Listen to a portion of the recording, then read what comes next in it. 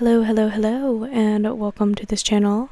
I'm Melon, and I like to read books. And in today's episode, I'm going to be going over all the books I read in the month of November.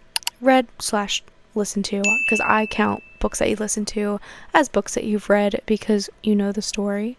And so I don't even think that's a topic up for debate by any means, but supposedly it is. So if you're wondering where I stand on that whole thing, yes, I do think that audiobooks count towards your reading goal if you have reading goals. Blech. Anyway, let's go over the 9 books that I read/listened to. So some of these are audiobook format, some of them are ebook format. I tend to gravitate towards renting my books from the library or from Libby. Libby specifically is just super easy for me because I can just lay in bed and rent a book through my local library through the Libby app and can just scroll through without having to get up and actually go to a physical library. I can just go and find a book that I enjoy and just do it that way. So that's usually my go-to, is just using Libby to read books on my Kindle, but every so often I will go to an actual library and get physical books. But let's go over the first book that I had read this month, and that is How to Sell a Haunted House by Grady Hendrix. And this book follows the story of a sister who's pretty uptight and likes control, and a brother who kind of just went off the rails and just does whatever he wants, has many tattoos, not saying anything bad about tattoos, but has many tattoos, likes to drink, likes to party, likes to go with the flow, likes just doing things spontaneously. So obviously the 2 siblings butt heads. All of a sudden their parents died and they inherit the home, or one of them inherits the home, and they both try to figure out what they can do to sell the home. Turns out their home is haunted. So there you go, How to Sell a Haunted House, and some creepy things happen. I loved this book. This is my second Grady Hendrix book read, and so the first one was Horror Store, which is awesome as well. If you want to read another Grady Hendrix book, that is another one that I recommend. But the How to Sell a Haunted House book, I rated it 4.5 stars. I thought it was amazing, and it is one of those books that really got me freaked out about puppets specifically. I don't want to get too in depth with it. I want you to go ahead and just read it yourself without spoiling anything. The second book I'm going to talk about is the book called The Teacher by Frieda McFadden, and I actually listened to this book via audiobooks through Spotify, because supposedly if you have a Spotify premium account, you get so many hours of book listings that you can listen to. Okay, that makes no sense. I'm blubbering. Anyway, you get so many hours on Spotify, just listening hours for audiobooks. But keep that in mind, because you sometimes run out of hours and you have to wait till the next month to be able to finish a book, like I did, which sucked. But it's kind of cool if you just want to listen to one book. I don't think you're going to run over the hours unless it was an incredibly long book. But the first audiobook that I ever listened to on Spotify was The Teacher by Frieda McFadden, which The Teacher is a book about this girl. It follows the story of this girl, and it follows the story of a teacher, and they're both female. And the female teacher is married to a male teacher, and they work at the same school. And the girl point of view is a girl who had possible relations with the teacher the year before. So she's very ostracized in school, and people don't want to talk to her, and they think she's weird. They just don't want to have anything to do with her. But obviously, with a book titled The Teacher, you can only assume the horror aspect of it is possible teacher relations happening throughout the book. So I will just kind of leave that there. This is my second Frieda McFadden book read. Obviously, the first one I read was The Housemaid, which is her most popular novel, which I loved it. The Teacher, I was intrigued by the concept of the book, but it wasn't really something that I thought would be a book that I think about even into the future. And also, it was just really weird at the end with the twist, and I just didn't like that. So if you know what twist I'm referring to, you probably have the same sentiments with how that ended. And also, there was just so many plot holes in the book. Yeah, I don't know. It was okay.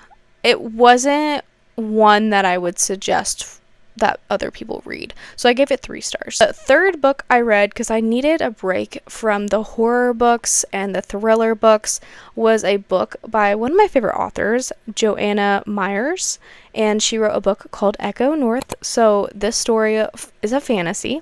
It follows the story of a girl named Echo who gets scratched by a wolf at a young age, and so she's ostracized from her town. And so then later on, her dad goes missing. She goes to find him halfway frozen on the verge of death, and this magical wolf says, listen, I will cure your dad, I will heal your dad, but in exchange, you have to come live with me at this magical house for a year, and you have to stitch it back together. And if you come with me, I will save your dad. So it is a story of her going with this magical wolf, living in this enchanted mansion, and trying to stitch back together the rooms throughout the year. And there's more things that happen later on, but that's the premise of the story. And I really liked the wintry aspect of it. I liked how descriptive this author is when it comes to her writing style. I'm not always sold on the fact of any... It's really hard for me to like a fantasy novel for some reason, and her writing just really puts me into the book, and so I appreciate that.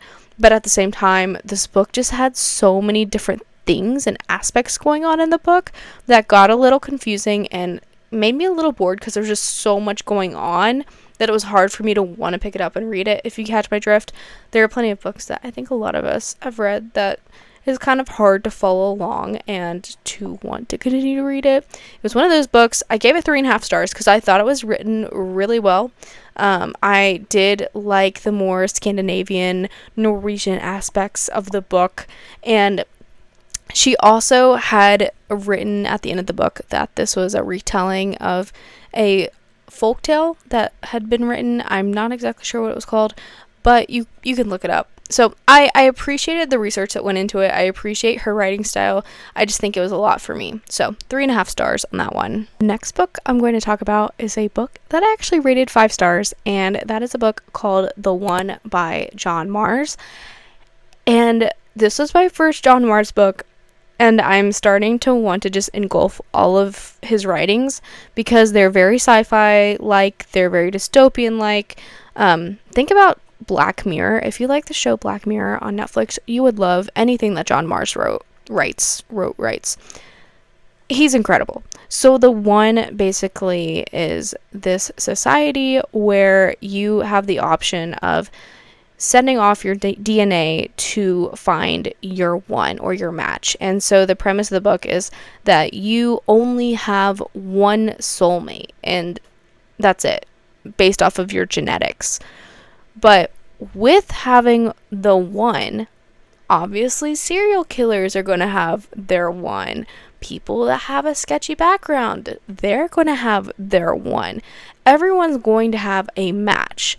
But you don't have to engage in this DNA testing if you don't want to.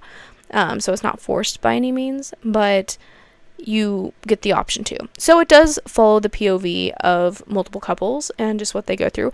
And every single twist, I'm telling you, had my jaw on the floor, and I loved every single storyline there was. There wasn't one storyline where I thought the twist was too far-fetched. The author was reaching, nothing like that. Everything was just done very incredibly, and I just have this love for John Marrs now. So definitely recommend reading The One. The next book that I read/listened to, I actually listened to this one on audiobook. I actually do a little bit of Bookstagram, and so this girl that I follow on Bookstagram, she recommended this book and to listen to it specifically because the audiobook is just that great. And I'm honestly very happy that I listened to it via audiobook because I hadn't listened to an audiobook like this before. But anyway, the book is called Sadie by Courtney Summers, and the story goes like this. There is a girl named Sadie, and she finds out that her sister was murdered, and she is basically trying to avenge her death and go after her killer. There's a lot of trauma with her background. There's a lot of instances of sexual assault as a child, so definitely be aware of that trigger warning. But it basically follows her road trip trying to find the killer because she knows who it is and she's going after him, and she's kind of piecing together where he might be along the way. And as you're following her story, you're also getting glimpses of just her background and what happened in her past, but also other people's backgrounds with this guy that she's going after. So the audiobook was awesome because it follows her POV, and then it also coincides with the POV of a podcast, and the podcast host is covering the story of Sadie's disappearance, because Sadie not only is going on a road trip to go avenge the death of her sister and find this killer, she just goes off the map, so no one knows where she's at. So the podcast host is covering her story, and so it has this format of sounding like an actual podcast with a theme song and everything, and different actors acting out the different characters that ran into Sadie, which is really cool, bringing in different narrators to an audiobook. That doesn't really happen too often. Not usually when it comes to audiobooks, there's not usually more than 2 different voice actors, so it was cool to have like probably 10 plus audiobook actors. That was really neat. So if you're looking for a really good audiobook listening experience, I would definitely recommend listening to Sadie. But if you have a history with SA or childhood trauma, I probably would steer away from this book. But because it was done so well, I gave it a 4-star rating. But if I were to rate just the audiobook experience alone, I'd give it 5 stars. But the story, I would give it 4 stars. And then the next book that I am going to be covering is another 5-star read, and it was my first Lucinda Berry read, and it was called Phantom Limb. Again, this book has many trigger warnings, so definitely do research about the book before you read it. I'll give you kind of like the gist of some of the trigger warnings, but I might forget one. But there's instances of child SA, childhood trauma, childhood neglect, ED, suicide attempts, mental health issues. That's just kind of scratching the surface, but definitely do your research on Goodreads or on Reddit about this book, because I don't think I'm covering all the trigger warnings. It has a lot. So if you are not in the headspace to listen to a heavy book or read a heavy book, I would steer clear of Phantom Limb. But I thought it was done so well, and I hadn't read a horror book like that before that really just seemed very left field in the best way possible with the ending. Basically, it's about these 2 twins. They go through horrific trauma from their mother. Twin that was having a hard time dealing with the trauma in her past is dead all of a sudden, and now the other twin is maybe framed for murder, or she was the one that murdered the twin, but you don't really know what happened because that character doesn't remember what happened that night or how the other twin died exactly. But all we know is now she's in a mental institution, and she is having to come to terms with what's been going on with her other twin. And yeah, it was one of those books I could not put down. I loved it so much. Next book I'm going to mention is another John Marrs book, because of course after reading the one I had to pick up another John Marrs book, and that is The Family Experiment, which really got me in the mood of wanting to read robot books after this, or AI focused sci-fi books, just because it's very prevalent nowadays. I mean, what's going to happen in the future. I mean, AI is getting a little wild here in 2024. I would be very interested to see how this looks in 10 years from now. So the family experiment was definitely something to get my brain thinking about the future of AI and just virtual reality in general. But basically, the family experiment follows, I think it's 11 contestants. Tell me if I'm wrong. I think it's 11 contestants on a reality TV show where they have the chance to raise a virtual child in a virtual reality for 9 months. And so, but it's all sped up. So maybe the first 3 months they're dealing with the baby aspect of this virtual child, and then the next 3 months is going to be them as a child, and then the last 3 months is them as a teenager. But it's not just you playing a video game. You actually put on a skin suit. You can feel their warmth. You can feel their sweat. You can feel everything in the virtual world. And so it feels like real life. And if you win this contest, like imagine American Idol where people are voting for who their favorite person is or their favorite couple is, it's like that, except they're watching you raise these children on live television, and you get to decide who you think is worthy to either A, keep their virtual child that they've been raising for the last 9 months, and they get to choose that choice, or they have the chance to just have $250,000 to be able to use that money to afford IVF or surrogacy or other treatments to be able to have their own biological child. Because a lot of these contestants are either low income or they're older, so they can't have their own children naturally, so they really want their own child, but they can't because they don't have enough money for these treatments. So there's obviously an aspect where all the contestants go into it wanting to have their own biological children, but they might choose to want to keep their own virtual child if they love them to a certain degree. So, oh yeah, with that, only one pair gets to keep the child or get the money. Don't know if I explained that too well. I know that was a little confusing, but I gave it 4 stars because, again, I like how John Mars brings in some sort of social commentary to sci-fi and dystopian novels that I haven't seen other authors do before. And I also just love how, for some reason, at the beginning of every John Mars book, I'm always confused on all the different POVs because it's a lot to handle. If I was listening to the audiobook version, I don't think I'd be able to catch on as well. So luckily, I've been reading them in a physical format.